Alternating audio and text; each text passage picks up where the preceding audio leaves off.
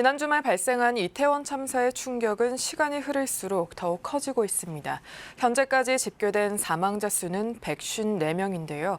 서울시는 오늘부터 시청광장에 합동분향소를 설치하고 일반인 조문을 시작합니다. 취재기자와 함께 이태원 참사 소식 알아보겠습니다. 박선아 기자. 네, 참사 발생 이틀째입니다. 이번 사고로 유명을 달리하신 분이 현재를 기준으로 154명이라고요. 네, 중대본은 오늘 오전 6시 기준 이태원 참사 사망자는 154명이라고 밝혔습니다. 사망자 가운데 여성은 98명, 남성은 56명인데요. 앞서 경찰은 지문 등을 통해 사망자 1명을 빼곤 153명에 대한 신원을 확인했다고 밝혔습니다. 연령대별로는 20대가 103명으로 피해가 가장 컸습니다. 30대는 30명이고 10대 사망자도 11명인 것으로 보고되고 있습니다. 이 외국인 사망자도 26명인데요. 국적별로는 이란인 5명, 중국과 러시아인 4명, 미국과 일본인은 각각 2명으로 집계됐습니다. 네, 정부와 서울시의 후속 조치가 궁금한데요. 중대본 회의에선 어떤 내용이 발표됐나요? 네, 정부는 지난 중대본 회의에서 사망자에 대한 장례 지원과 유가족, 부상자를 위한 심리 지원팀을 운영하기로 했습니다.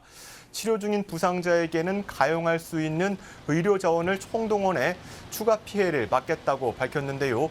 오는 토요일까지 일요일을 국가 애도기간으로 정하고 공공기관에는 조기를 개항합니다. 이번 참사로 사망한 외국인 사망자에 대해서도 재외 공간과 협의해 필요 자원을 지원한다고 밝혔습니다. 네, 정부가 사고 수습에 나섰는데 서울시도 오늘부터 시청광장에 합동분향소를 설치하고 일반인 조문을 받고 있습니다. 자세한 내용 짚어주시죠. 네, 서울시는 지난 밤사이 시청광장에 합동분향소를 설치했습니다. 운영 첫날인 오늘은 오전 10시부터 시민이면 누구나 희생자를 추모할 수 있는데요. 내일부터는 오전 8시부터 밤 10시까지 조문이 가능합니다. 한편 유례 없는 인명피해로 희생자들을 안치할 장례식을 찾는 것마저 쉽지 않은 상황입니다.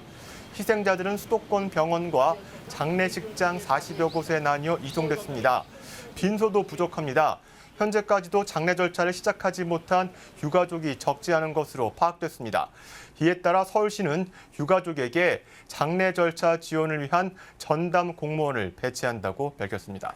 네, 서울에서 이렇게 많은 인명피해가 발생한 건 삼풍백화점 사고 이후 처음이라고 하는데 정부와 서울시가 사태 수습에 최선을 다해야 할 것 같습니다. 박선아 기자 잘 들었습니다.